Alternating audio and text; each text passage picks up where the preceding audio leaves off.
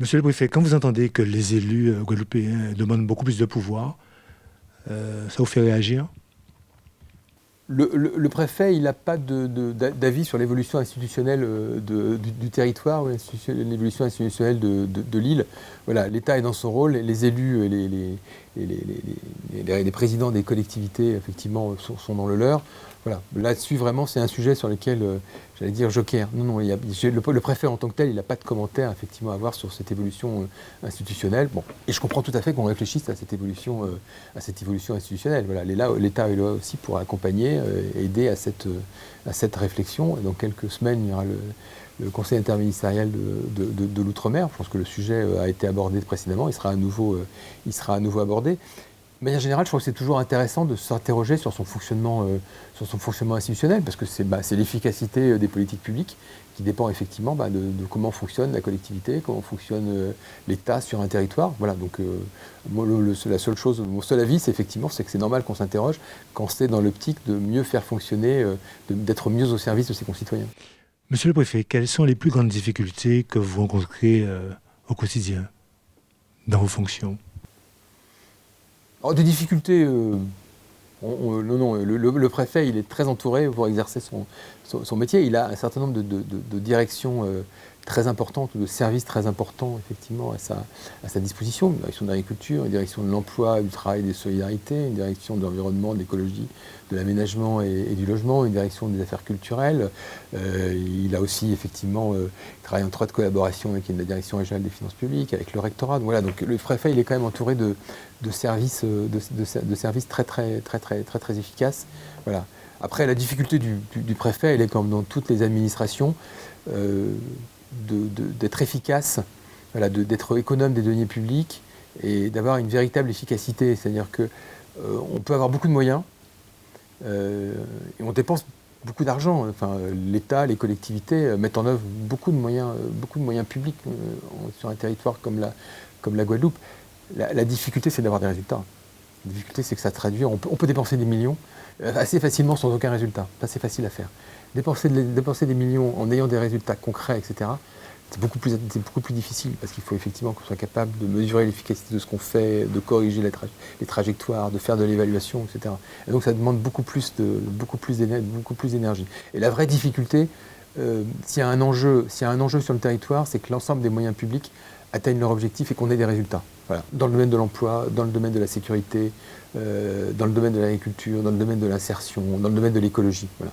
Et là, on a tous une responsabilité collective énorme. Ça demande aussi au sein de la préfecture que vos services aussi soient performants. On a tous cette obligation de performance. Comme disent les Anglais, c'est du value for money.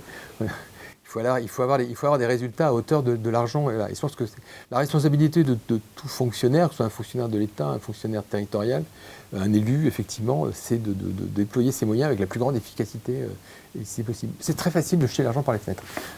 C'est beaucoup plus difficile, effectivement, que cet argent il touche les bons destinataires, il a une vraie efficacité sur le terrain, et c'est ça notre métier. Monsieur le préfet, qu'est-ce qui vous agace le plus dans les relations sociales, les relations humaines? Ce qui est toujours, mais c'est pas le cas, c'est une réponse générale et qui ne concerne absolument pas la Guadeloupe, c'est le manque de franchise et de transparence. Voilà. Je pense que ce qui est important. Vous n'aimez pas les hypocrites? Non, c'est pas que j'aime pas les hypocrites, mais c'est important qu'effectivement qu'on se fasse pas piéger les uns et les autres par des jeux de rôle ou par des logiques de territoire, etc. Voilà, il faut pouvoir afficher ce qu'on veut, afficher ses objectifs, afficher ses ambitions, voilà, sans qu'il y ait de double langage, de triple langage, qu'on soit dans des jeux d'acteurs, effectivement, qu'on n'arrive pas à décoder, parce que chacun poursuit des objectifs qu'il n'avoue pas ou qu'il n'affiche pas, etc. Donc, ce qui est important, c'est la franchise sur ce qu'on partage. Monsieur le préfet, que pensez-vous des médias et des réseaux sociaux en Guadeloupe? D'abord, on a une présence et un rôle des médias et des réseaux sociaux qu'on n'a peut-être pas dans l'Hexagone. Bon, on est peut-être écrasé par les médias nationaux, voilà, qui se font peut-être la part belle, effectivement. Voilà, et peut-être que les médias locaux n'ont pas réussi, effectivement, à prendre toute la place qui devrait être la leur dans l'Hexagone. Ici, en Guadeloupe, on a la chance, effectivement, d'avoir des médias, voilà, qui jouent un rôle très important, qui qui sont très lus, très suivis, très regardés, etc. Ce qui leur donne beaucoup de responsabilités. Ce qui leur donne peut-être encore plus de responsabilités sur la vérité, un éclairage objectif de l'action des uns et des autres. Voilà, parce qu'on peut très vite effectivement avoir des présentations un peu biaisées, ou un peu partisanes. Et donc voilà, ça donne. Mais j'ai pas le sentiment que ce soit le cas. Mais je pense qu'il faut qu'au niveau des médias, vu leur importance, vu leur poids en Guadeloupe, voilà, ils ont un rôle immense, ils ont un devoir immense en matière effectivement d'objectivité. J'ai l'impression que c'est leur préoccupation et que c'est le résultat qu'on constate. Vous restez vigilant en fait de la veille quand même par rapport aux médias et aussi aux réseaux sociaux? Oui, il faut être vigilant parce qu'on est dans une société qui est très sensible effectivement à ces médias et qui, là encore, c'est pas à vous que je vais l'apprendre, vous connaissez le sujet infiniment mieux que moi, mais qui peut s'enflammer rapidement. Et je pense que c'est pour ça qu'on a une responsabilité très importante de ne pas mettre le feu aux poudres, de ne pas dire des bêtises ou des contre-vérités, effectivement, qui pourraient jeter les uns et les autres dans des événements ou dans des considérations extrêmes. Voilà. Donc on est sur parfois une extrême sensibilité à certains faits, à certains propos, etc. Et je pense que voilà, on a cette responsabilité, effectivement, de tenir un discours de responsabilité, d'objectivité à nos concitoyens en Guadeloupe. Comment arrivez-vous actuellement à concilier votre vie professionnelle et votre vie de famille? Alors, le préfet a une vie professionnelle qui mange un peu sa vie de famille. Voilà. Mais c'est normal et ça fait partie effectivement des grandeurs et des servitudes de ce métier de préfet. Mais je vous rassure, on arrive à ménager vie professionnelle et vie familiale. Mais c'est vrai que c'est un métier où il faut considérer que parfois vos week-ends sont un peu compromis.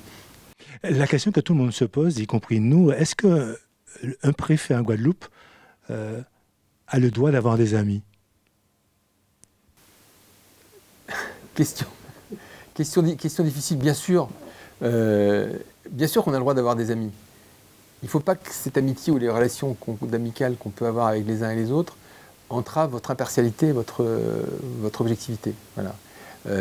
Il est normal qu'on ait des relations avec des gens avec qui on s'entend, par définition. Moi, il y a des gens dont j'ai fait la connaissance depuis que je suis arrivé, avec qui on peut avoir on se ressent en affinité de tempérament, de caractère, etc. Bon, mais il ne faut pas effectivement que cette amitié prenne le pas ou ces affinités prennent le pas effectivement sur votre responsabilité et sur votre devoir d'objectivité. Voilà.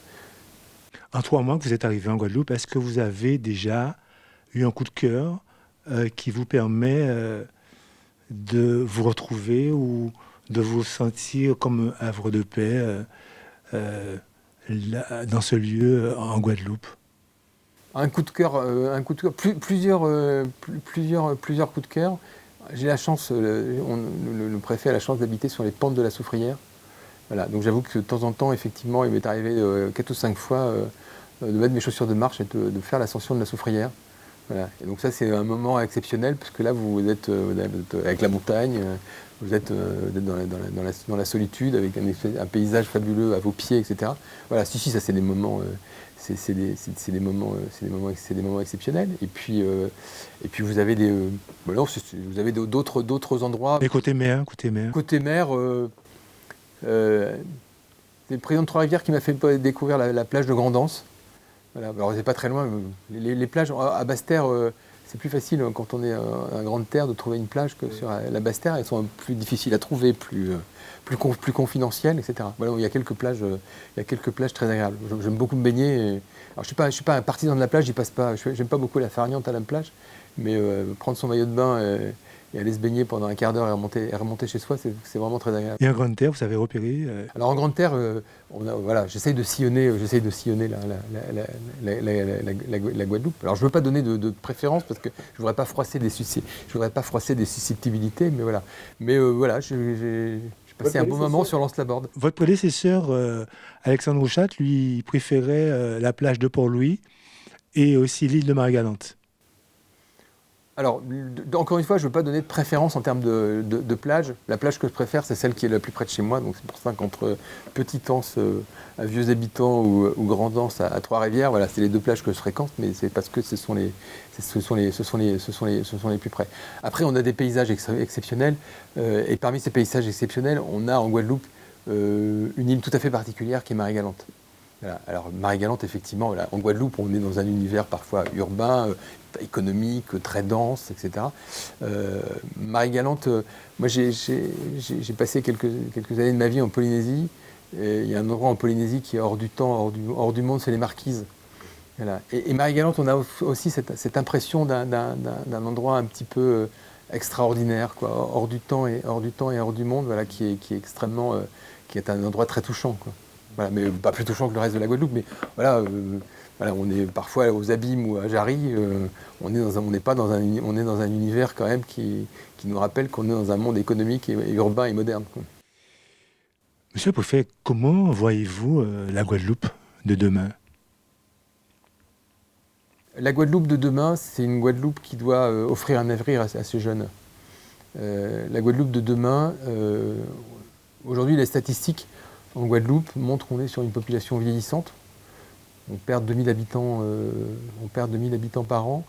La Guadeloupe de demain, c'est une Guadeloupe qui doit offrir de l'avenir à ces jeunes. C'est une Guadeloupe qui doit effectivement trouver les ressorts d'un dynamisme économique. Alors je ne sais pas si c'est l'agriculture, si c'est l'hôtellerie, si c'est le tourisme, etc. Mais voilà, je pense qu'il faut qu'on travaille collectivement à construire un avenir qui ne soit pas effectivement une île qui progressivement se dépeuple, parce qu'on pense que les opportunités sont meilleures dans l'Hexagone. Je pense que c'est tous notre devoir, parce que je crois que c'est le ministre qui le disait, on est riche en France de la diversité de nos outre-mer, et voilà, et on est riche de la Guadeloupe, et on a besoin d'une Guadeloupe forte.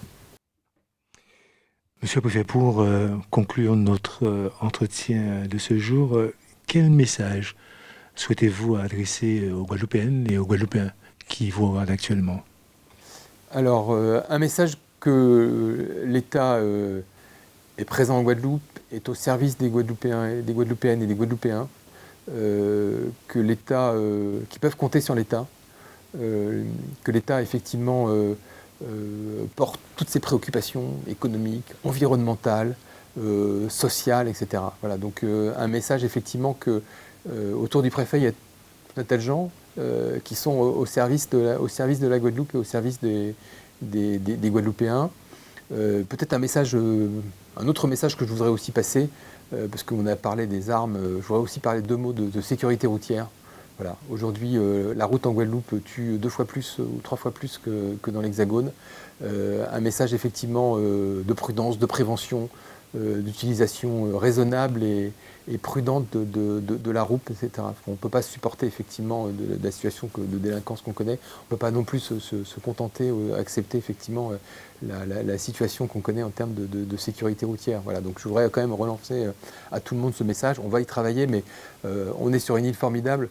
Mourir sur une route de Guadeloupe, c'est absurde et c'est scandaleux et il faut que ça s'arrête. Voilà. Donc ça, c'est aussi un message fort que j'aurais relancé. Et pour revenir effectivement à mon premier propos, voilà, un message que l'État en Guadeloupe n'est pas un État indifférent ou lointain ou représentant des administrations parisiennes lointaines. L'État en Guadeloupe, c'est un État au service des Guadeloupéens, un État avec les Guadeloupéens, qui veut partager et qui partage effectivement les enjeux, les préoccupations de tout le monde et de chacun.